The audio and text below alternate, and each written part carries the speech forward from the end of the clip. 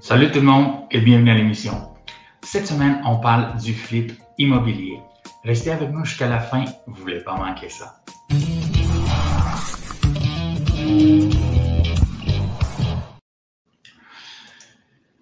David, cette semaine, Ottawa a annoncé des hypothèques de 30 ans. Et avant de parler du flip immobilier, j'aimerais qu'on prenne le temps de regarder ce que le gouvernement fédéral a fait. Donc, tu te souviens, on avait fait un podcast où ce que le gouvernement permettait aux gens d'acheter jusqu'à 30 ans, mais seulement pour les maisons neuves. Et il y a 2 jours, donc Ottawa a annoncé qu'elle élargit l'accès aux hypothèques sur 30 ans et ce, à partir du 15 décembre. Mm-hmm. J'aimerais savoir, selon toi, qu'est-ce qui va se passer? Quels changements qu'ils vont avoir sur le marché? Mais là, c'est sûr, c'est de savoir est-ce que ça va encore faire l'effet qu'on veut pas, puis augmenter la valeur des maisons encore plus parce qu'il y aurait plus d'acheteurs il va y avoir plus d'acheteurs qui vont pouvoir acheter. C'est la première question. Je pense pas que ça va être trop significatif, mais je trouve quand même que c'est une bonne nouvelle. Je sais que toi, tu disais tantôt, peut-être, quand on était hors onde, que ça fait en sorte que les banques peuvent encore plus s'enrichir parce que les gens vont payer encore plus d'intérêts. Mais moi, je pense que c'est pas nécessairement mal. Ça permet aux gens de pouvoir acheter au lieu de payer des loyers des fois qui sont extrêmes. Là. Qui sont très élevés. T'sais. Moi, je pense que c'est une bonne nouvelle, mais c'est ça. Est-ce que ça va faire en sorte que ça va faire monter les prix un peu? Puis là, les taux, ils sont en train de baisser un peu aussi. Donc, j'ai hâte de voir ce que ça va faire, mais ça se pourrait que ça ait un effet justement que au lieu que les maisons stagnent comme c'est en train de se passer, le prix des maisons, je parle, peut-être que ça va augmenter. T'sais. Oui, et moi, quand j'ai vu l'article, j'avais écouté un podcast, puis la personne donnait un bon exemple. Lorsque le plan de Green New Deal aux États-Unis avait été voté, dans le plan, il y avait une incentive, donc un rabais, si on veut, de 7 500 $ US pour les véhicules électriques. Et le moment que ça a été fait, le lendemain, tous les constructeurs ont augmenté le prix de 7 500 $ US. Donc, c'est ça que je me demande aussi. Est-ce que ça va être bon pour les consommateurs? Je crois que oui, dans certains cas, comme tu dis, mais je crois aussi qu'en payant des intérêts beaucoup trop, c'est pas vraiment quelque chose que les gens devraient faire. Mais en même temps, si les gens ne peuvent pas acheter, c'est pas mieux non plus, dans le sens que des fois, c'est une façon de s'enrichir. Ça permet aux gens de s'enrichir, d'acheter une propriété. Versus qu'en loyer, justement, les gens ne sont pas capables d'économiser. Parce que c'est de l'épargne forcée, souvent, d'avoir une propriété, même si tu payes de l'intérêt, parce qu'au final, il y a du capital que tu rembourses. Là. Mais c'est un couteau comme à double. C'est comme bon, c'est pas bon en même temps. Là. Mais en même temps, moi, je pense que si ça permet aux gens de pouvoir acheter, je trouve ça bien. 30 ans, c'est pas trop excessif. C'est pas une hypothèque de 40 ans, mettons. Oui, et il y a des pays en Europe où les hypothèques vont jusqu'à 50, 60, 90 ans. Ah ouais, hein? Ouais. À Paris, je crois que c'est 50 ans. Il faudrait juste regarder aussi. Mais ça existe. Qui de la France. OK. Mais tu sais, des hypothèques de 40 ans, ça existe au commercial. Là. Oui. Il y a des programmes qui offrent ça. Là. Je n'étais pas au courant, mais je suis d'accord avec toi. C'est des programmes de la CHL, mais encore là, c'est des immeubles qui rapportent des revenus. Fait que, même si la personne a payé de l'intérêt, ça fait plus d'encaisse nette au bout de l'année. Vu que les paiements hypothécaires sont plus bas, ça permet d'avoir plus d'argent à la fin de l'année. Oui, au final, ils payent plus d'intérêt, mais les autres, il y a certains investisseurs qui vont penser plus à court terme. Mm-hmm. Ouais. Et donc, si on regarde les détails, donc à partir du 15 décembre, on l'a dit, tous les premiers acheteurs qui acquièrent une propriété neuve ou pas. OK? Donc, ça, c'est aussi valable pour les propriétés en revente qui ne sont pas neuves. Mais les acheteurs devraient être des premiers acheteurs. Oui, c'est ça. Ça, c'est la particularité. Sinon, justement, tu mets une hypothèque de 30 ans, pour des seconds acheteurs, là c'est là que ça serait moins bon pour le marché. Voilà. Là, il essaie de limiter. C'est vraiment pour Voilà. l'accession à la propriété. Un coup, tu as une crois propriété. Mais sinon, ça pourrait faire booster les prix ben trop. Là. Tout le monde pourrait. Il y aurait peut-être plus de gens qui changeraient leur plan. Là, puis, un deuxième acheteur pourrait peut-être acheter une maison plus chère à cause de ça.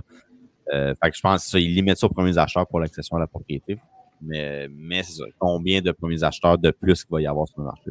Il faut calculer là, pour savoir quel effet ça va avoir sur les prix.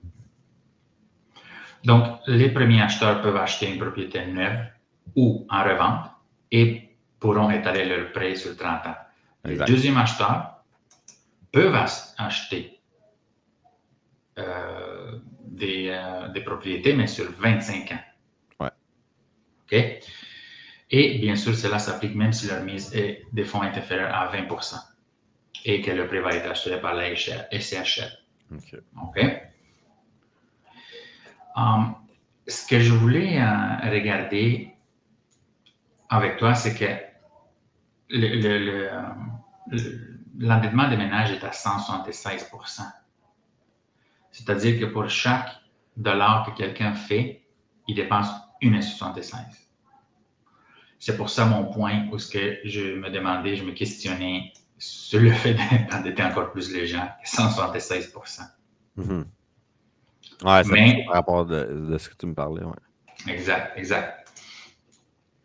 Et maintenant on passe au marché immobilier, là, plus qu'à la finance. J'aimerais savoir si, je sais que toi tu travailles beaucoup à Repentigny, mais on va prendre Montréal, Laval, Repentigny, Rive-Nord, là. Est-ce que tu crois que ça va amener beaucoup d'acheteurs?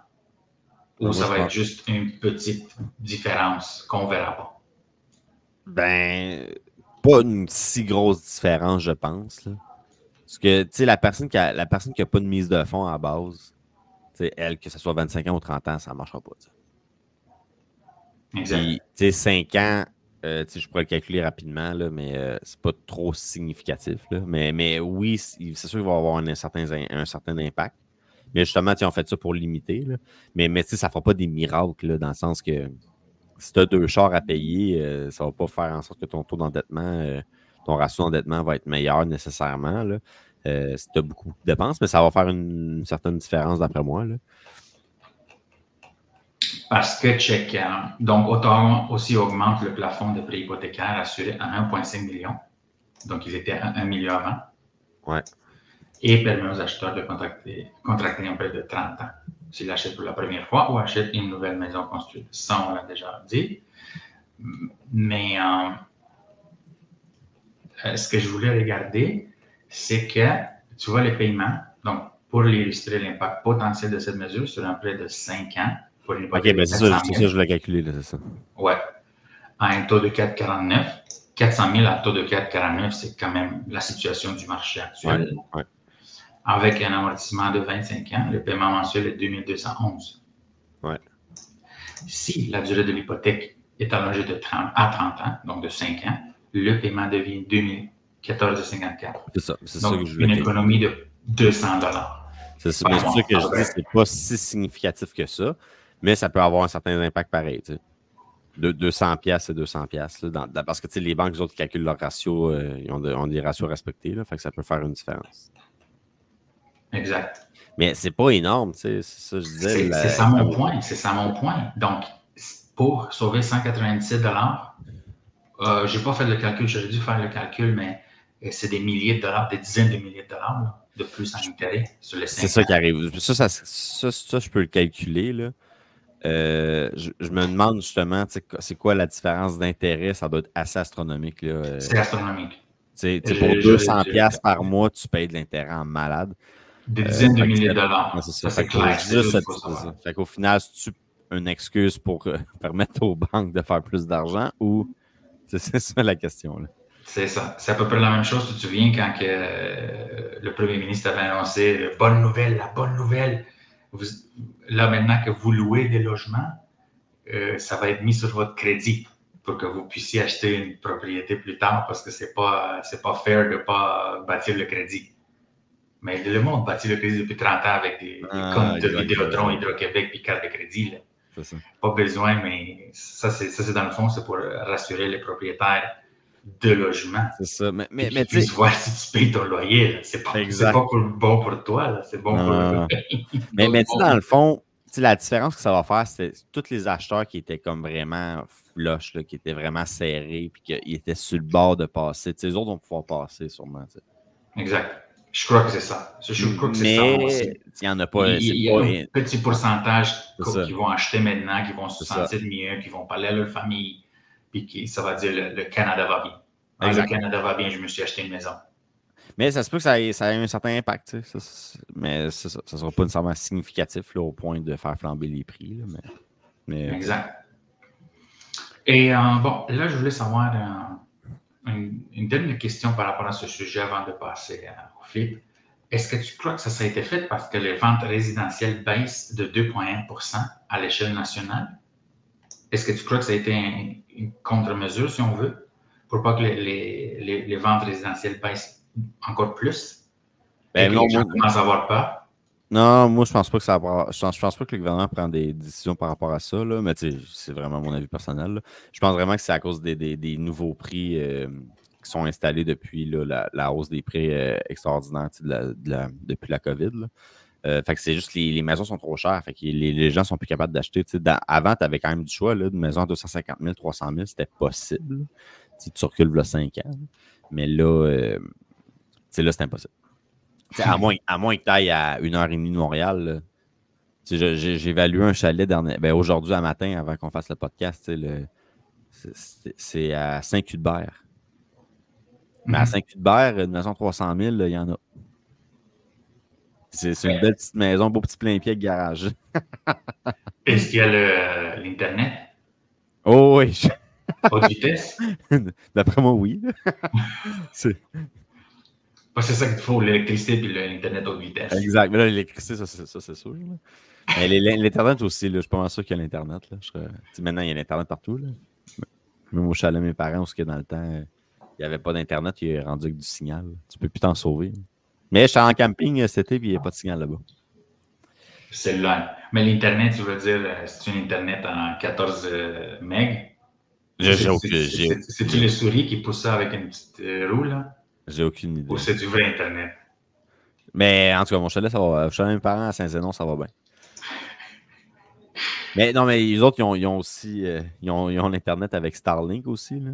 Fait que quand le réseau va pas bien, Starlink, ça va bien. Et j'ai entendu que ça va tellement bien. Ah ouais, c'est pas pire. Ça coûte cher, mais mettons un endroit où tu n'as pas accès. C'est 140$ par mois. Ah, exact. Tu peux l'annuler quand tu veux. Fait que mettons, tu as besoin de 3 mois. Tu sais. Et voilà. Mais à Saint-Cuthbert, après moi, il a l'Internet, mais c'est sûr qu'il l'a. Là. Puis il va en ce moment au Canada, il va jusqu'à 200 MB.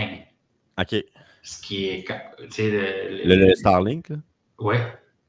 Par satellite, 200 MB, ça commence. Parce que là, il y a beaucoup de gens au Québec qui ont 400.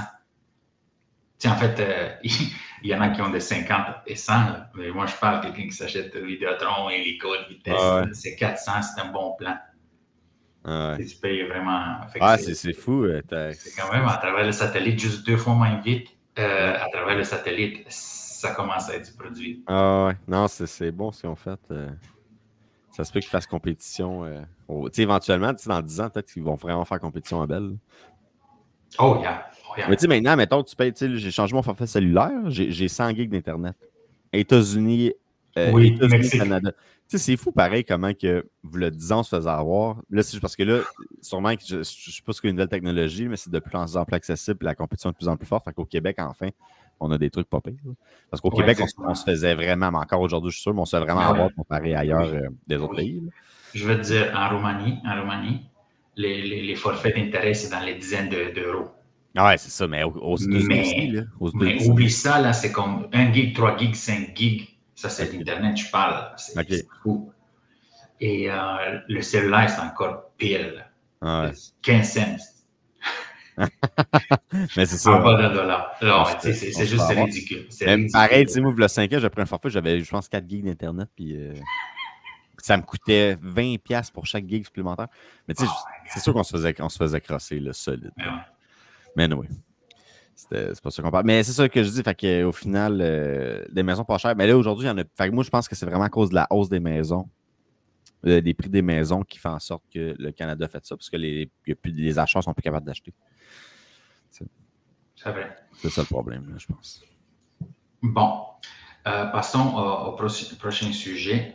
Donc, ça, c'est un bon lien parce qu'il y en a des gens qui disent que la spéculation immobilière et Airbnb ont fait en sorte que les loyers et les prix des maisons ont augmenté, ou du moins, ils ont eu une partie du problème que les gens appellent. Donc, l'augmentation des prix vient du fait que les gens font des flips ou qui achètent et qui changent de vocation. Mm-hmm. Okay? Donc, j'aimerais regarder avec toi le flip immobilier et un des meilleurs sites autres que le club d'investissement immobilier de M. Lepine, Jacques Lepine, c'est immofacile.ca. Je crois que c'est Ghislain Larochelle ou quelque chose comme ça. Et c'est très bien expliqué. Donc, est-ce que toi, tu crois, David, que les flips ou la spéculation immobilière a fait en sorte que les prix des propriétés ont augmenté? Pas les flips immobiliers. Pas les flips immobiliers? Pas à cause de ça, parce que c'est vraiment difficile c'est sûr, je te parle. Mais ceux qui ont acheté, mettons, en 2020-2022, ils ont fait de l'argent juste à cause de la plus-value extrême, tu sais. Ben, à cause de la plus-value dans le temps, à cause de la hausse des prix la hausse des prix à chaque mois, ça augmentait, mettons, de, je sais pas, 5% par mois, tu sais. Fait qu'ils ont fait de l'argent à cause de la conséquence du marché qui était vraiment en leur faveur. Mais en ce moment, même avant, c'est difficile de faire des flips. C'est dur il y en a moins en moins, en tout cas. Tu sais, moi, des clients qui font des flips, les maisons sont chères, c'est dur, les coûts des travaux sont vraiment chers. C'est difficile de faire de l'argent. Fait qu'il y en a, je pense qu'il y en a moins qu'avant. Fait que je pense pas que c'est à cause de ça que. Mm-hmm. Il y en a, mais c'est de plus en plus rare. En tout cas, dans mes clients, moi. Là. C'est vrai. Moi, quand j'ai débuté, donc en 2001 ou 2002, j'avais lu un livre, Père riche, Père pauvre, je te l'avais dit. Ouais. Et là-dedans, il expliquait le cadran du cash flow. Ouais. Donc, les 4 types de revenus. Puis, un de revenus, c'est l'investisseur, c'est l'immobilier, c'est les flips. Et j'avais commencé à flipper et j'ai eu quand même beaucoup de succès rapidement parce qu'en 2002-2003, ça allait très bien. Et c'était pas si difficile de faire un flip. Non. C'était pas si difficile. Ça, Je me souviens même à Brossard. Les travaux coûtaient pas cher, tu sais. Exact. Et même à Brossard, dans les A, c'est là que ça a été un gros boom de flip. Là. À Brossard, dans le quartier A, il y avait les petits bungalows là, que les gens achetaient. Tu sais, au début, je me souviens, j'ai acheté avec un client 115 000. Moi-même, j'ai acheté à 135 et un autre client à 180. Donc, il y a eu 3 achats entre 110, là, 100, on va dire 100 et 200 000. Là. Ouais. Et après ça, ils bâtissaient la plupart, c'était des semi-détachés. C'est vraiment 2 maisons. OK. Et ils les vendaient 360. Je me souviens, ils ne se vendaient pas tant que ça dans ce temps-là, les 369. C'est fou. C'est fou. Ça fait pas longtemps, ça fait, je vous dirais, 2013-2014, il y a 10 ans. Ouais. Mais ça se fait parce que les coûts des travaux étaient moins chers. Je pense que c'est là que tu allais chercher ton profit, tu sais, avec les entrepreneurs qui avaient leurs propres employés. Je pense qu'ils allaient réussir à chercher la marge de profit avec ça. Ouais. Mais c'était dur à vendre pareil, tu sais, dans ce temps-là. Mais aujourd'hui, ça coûte trop cher. Tu sais. Je vends une maison en ce moment dans le coin de Hochelaga, là. Puis une maison isolée plein pied, là, mais tu as 200 000 à mettre. Tu sais, la maison, c'est une vieille maison à stripper au complet de l'intérieur, là, parce que c'est une maison de 1960. Mais l'intérieur n'est pas au goût du jour, puis vraiment en décrépitude. Là. Puis tu as 200 000 à mettre dans la maison. C'est fou. Là. Puis là, tu achètes ça à 405. Là, en ce moment, on était à 479. Là. Justement, il y a un acheteur qui s'est désisté à cause de l'inspection. On risque de la vendre peut-être autour d'un petit peu en bas de 450. Là. Mais mettons, tu payes ça 450, tu mets 200 000. même un entrepreneur qui fait lui-même ses travaux, il faut ses employés, il faut quand même qu'il les paye. Là. Mettons, il met 200 000, ça coûte 650, la maison vaut 675, 700. Fait que tu vas chercher 50 000, mais là encore là, c'est quand même risqué. Il faut que tu payes le courtier, il faut que tu payes tout le monde. T'sais. Fait que finalement, le risque, pareil, est quand même élevé. Là. Ouais. Ouais.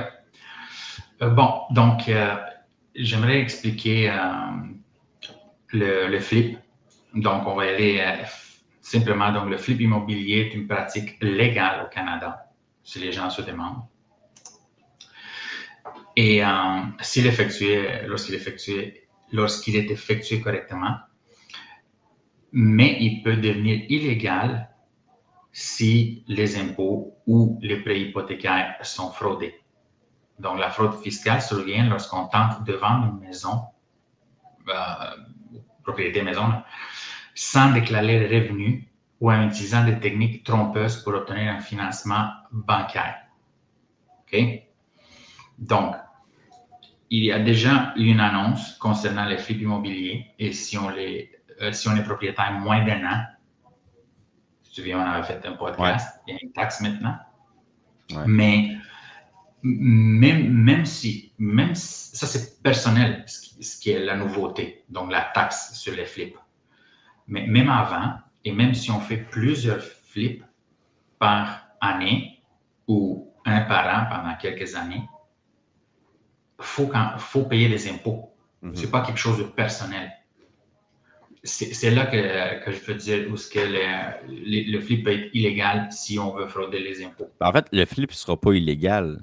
Non. C'est juste de ne pas payer tes impôts qui va être illégal. C'est mieux expliqué, oui. Exactement. Donc, et aussi, ce qu'ils font les gens, c'est que, disons, c'est la première fois que tu fais un flip, tu peux le passer en gain en capital. Ouais. Mais si tu le fais, tu fais un par année pendant 4 ans ou même pendant 2 ans, c'est limite, là, pendant 3 ans, c'est des revenus d'entreprise qui sont là, pour que les gens comprennent, même si tu déclares que c'est ta résidence principale. C'est ça. Exactement. Ouais, quelqu'un qui fait un flip, qui habite dedans, à chaque fois, puis à chaque année, il déménage, en année, il va se faire pogner parce que le gouvernement va dire hey, ton but premier, c'était pas d'avoir une résidence principale, c'était de faire de l'argent. De spéculer. Ouais, exact. Et tu peux spéculer. Il faut payer les impôts. Spéculer, c'est correct. Mais c'est ça. Mais là, les gens, ils disent OK, mais si je fais un flip pour 2 ans, c'est-tu légal?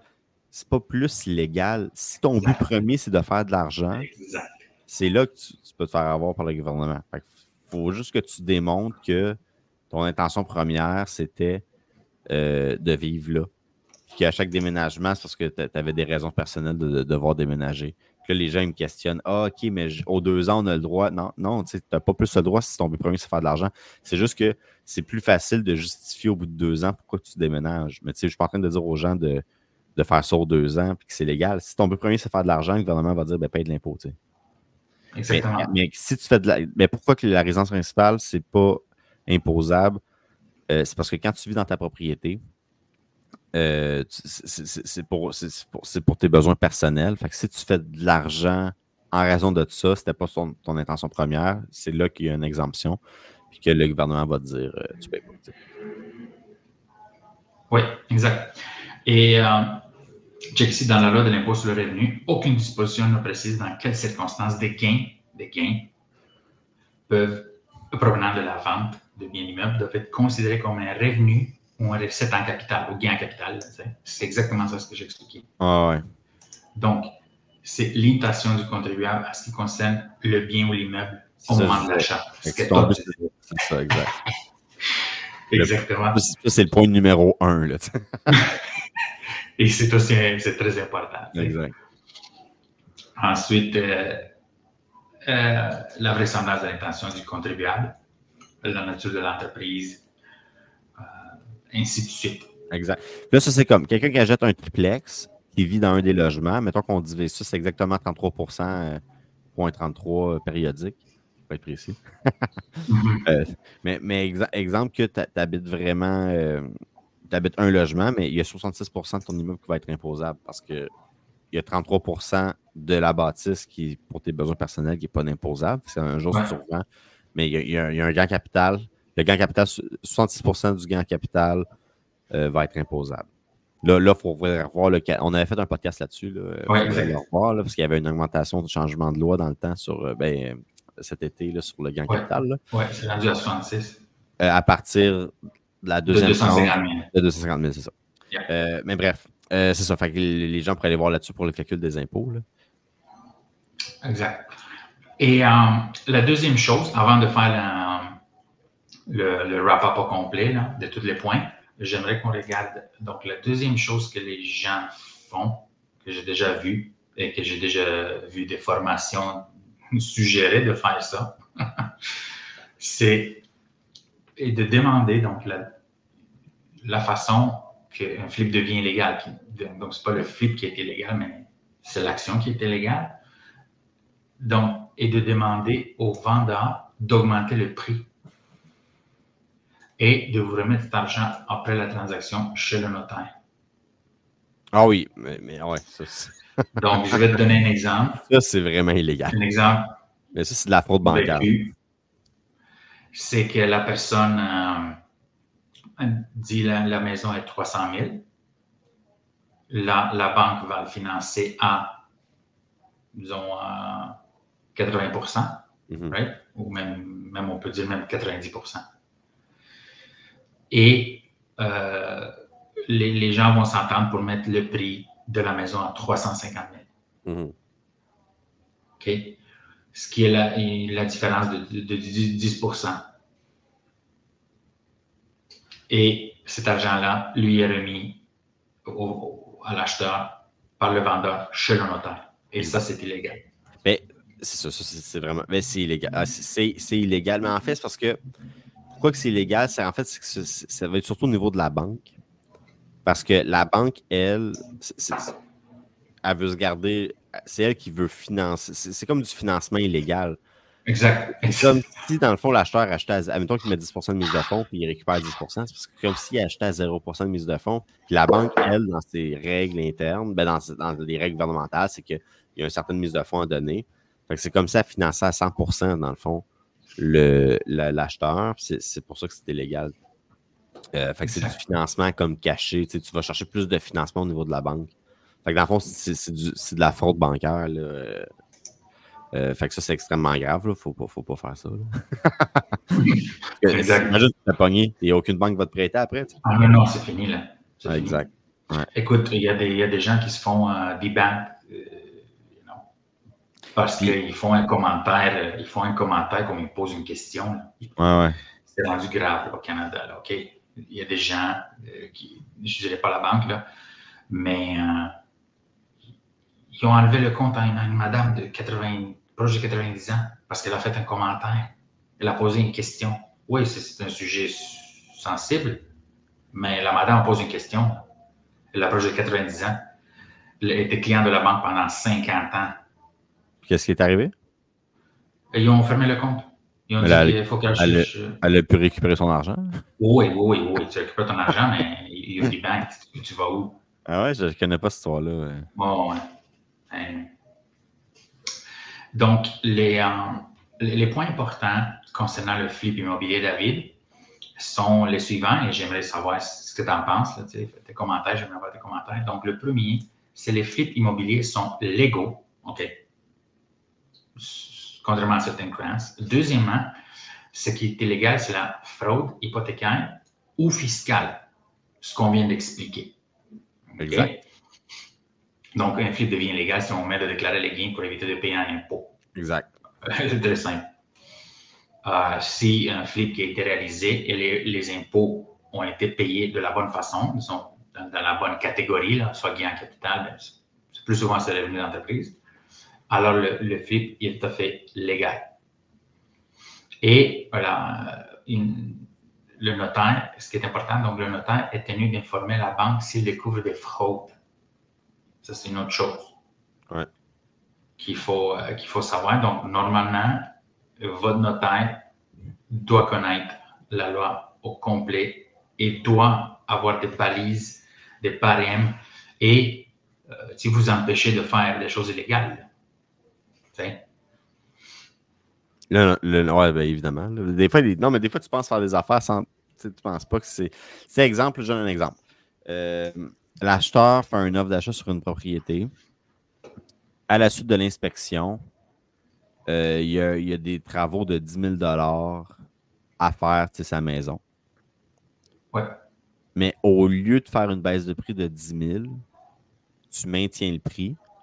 Puis là, après le notaire, le vendeur va donner 10 000. C'est comme l'histoire que tu parlais, mais tu sais, initialement, le but premier à ça, c'est pour que l'acheteur puisse avoir l'argent pour faire les travaux. Mais ça, c'est pas Oui. plus légal. Tu sais, tu peux dire, Non, c'est pas plus légal. non, mais c'est basé sur une bonne intention de dire, Exact. Il y a OK, mais tellement de courtiers qui font ça. parce que si tu baisses le prix de 10 000, ça ne donne pas 10 000 de plus dans les poches de l'acheteur. Tu sais.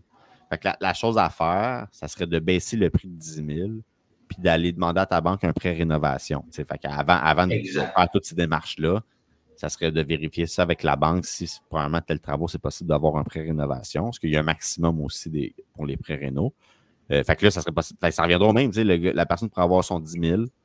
Si tout le monde est d'accord, fait que dans le fond, le vendeur baisse son prix de 10 000, puis tu vas chercher 10 000 de plus. Mais c'est plus compliqué parce que là, la banque, là, l'argent est retenu chez le notaire. L'entrepreneur doit être payé par le notaire.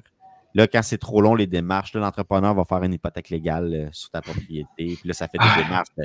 Ça m'est déjà arrivé, ces affaires de même, là, parce que l'entrepreneur n'était pas payé, mais l'argent était chez le notaire. Mais là, il fallait que la banque envoie un évaluateur.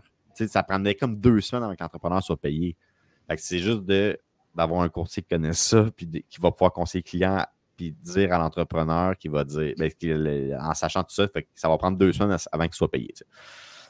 Fait qu'il y a un paquet d'affaires à prévoir pour éviter un paquet de troubles, mais c'est plus compliqué, mais ça sera ça la bonne chose à faire.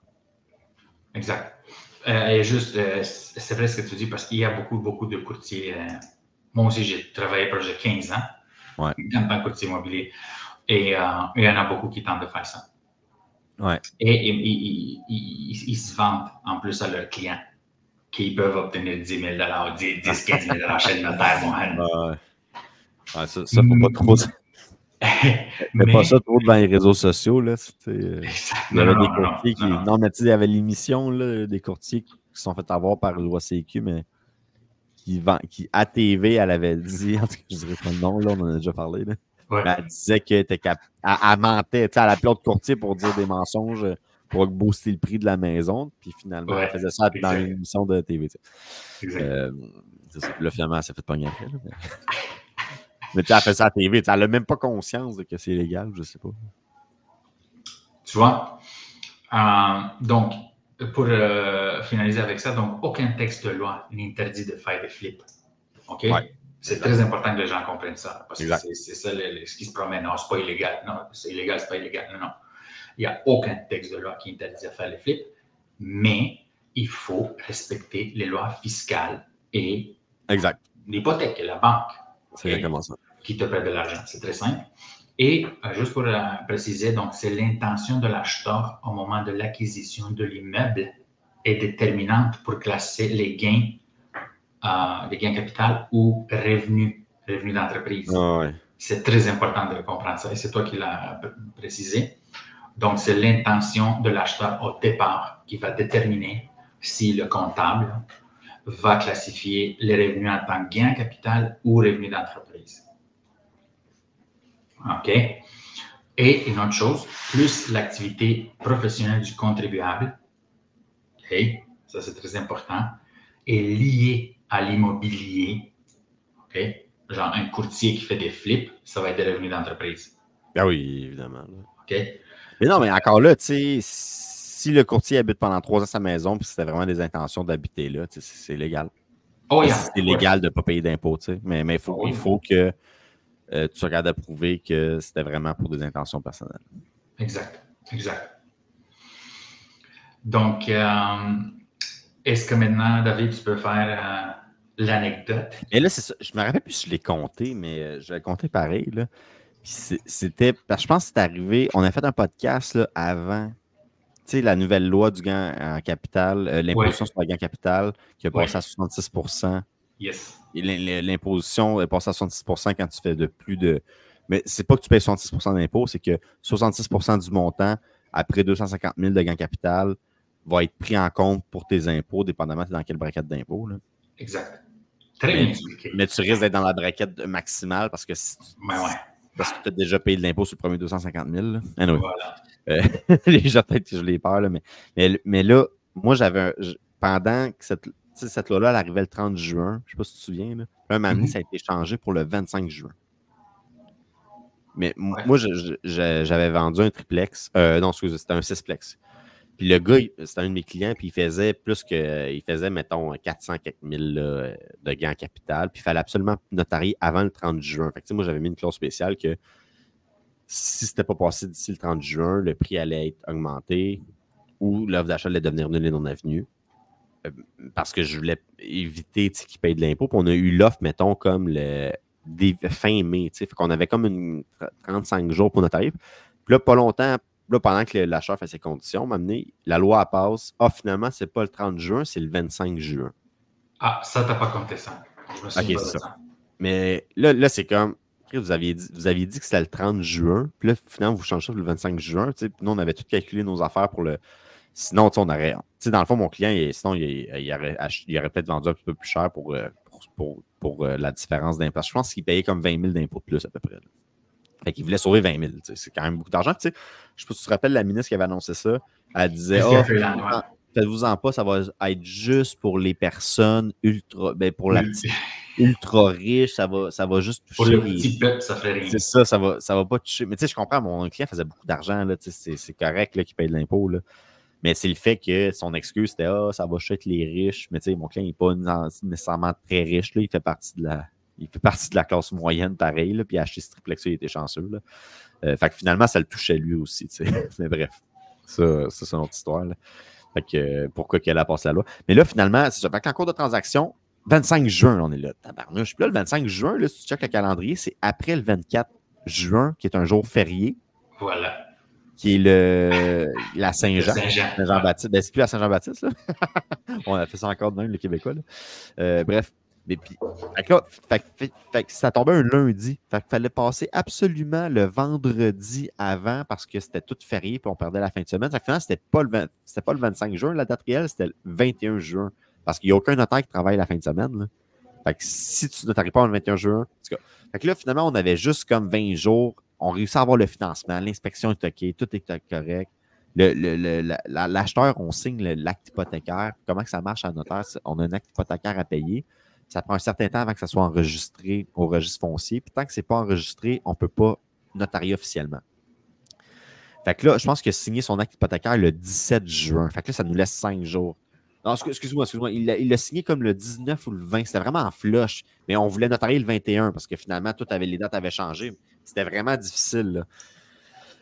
Fait qu'on notarie le 29 juin. Puis là, le vendredi, on voulait notarier le vendredi, mais ça n'avait toujours pas été enregistré au registre foncier. Là, il est comme, je pense que les bureaux du registre foncier ferment, tout se fait automatiquement, là, mais ça ferme, mettons, à 17h pile. Puis si ce n'était pas enregistré à 17h pile, c'était impossible de notarier. Fait que là, finalement, à 16h51, c'est toujours pas enregistré. Fait que là, à cause d'une histoire là, on était à 1 heure près que mon client ne paye pas 20 000.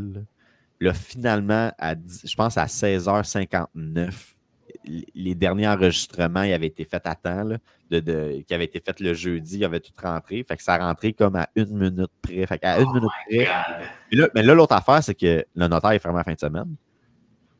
Fait que là, le notaire a ouvert son bureau exceptionnellement le dimanche pour notarier, pour signer avant le 25. Puis mon client a sauvé 20 000 à cause de ça. Ça, c'est tout ça à cause qu'il annonce une loi qui dit le 30 juin. Fait que j'imagine, mettons, tu as une date en tête, fait que tu planifies toutes tes ventes ou toutes tes choses fiscales en fonction de cette date-là. Puis là, après, en cours de route, tu dis, finalement, c'est le 25 juin. Fait que c'est comme ça que tout a changé. Il me semble qu'il aurait dû garder la même date. J'avais quand même trouvé ça bizarre. T'sais. Puis on avait réussi à vendre tout à temps, puis tout, on était correct. Fait qu'en tout cas, mon client a fait se faire avoir pour ça. Ça a failli coûter 20 000. Puis je te dis, ça a tellement été une transaction là, tellement en flush. Là, je compte ça de même, là, mais moi, maintenant, du mercredi au vendredi, j'ai appelé à peu près 50 fois, j'ai appelé la banque, j'ai appelé le registre foncier. T'sais, on essayait, mais on ne pouvait pas rien faire de plus. Il fallait attendre les délais normaux du registre foncier. Là. Fait que c'est ça. C'est ça qui est arrivé. Bon, on s'en est sauvé. Mon client a réussi à sauver son 20 000 d'impôt. Mais il a fait beaucoup, beaucoup d'argent cet immeuble-là. Il y a certaines personnes qui pourraient dire, ben là, il fallait qu'il paye ses impôts. Mais parce que c'était une nouvelle loi, tu lui as vendu à cause de cette loi-là. La loi est arrivée, OK, ils vont mettre mon immeuble à vendre. Puis c'est ça. Fait que c'est ça mon anecdote d'imposition. Mais puis lui, c'était un genre de flip, son sexplex aussi. Fait que il a payé son impôt. Fait que c'est pour ça que c'était en lien avec ça. Là. Nice. C'était vraiment un très bon podcast. Est-ce qu'il y a d'autres choses que tu veux rajouter, David? Écoute, moi, c'est tout pour moi. Payez vos impôts, puis soyez heureux. Exactement. Mais faut oublier que le jour que tu vas être malade à 70 ans, ou que peu importe quand tu es malade, tu payes 0 frais au Québec. Exactement. Des fois, on chiale les impôts, mais quand tu arrives, on chiale aussi sa santé.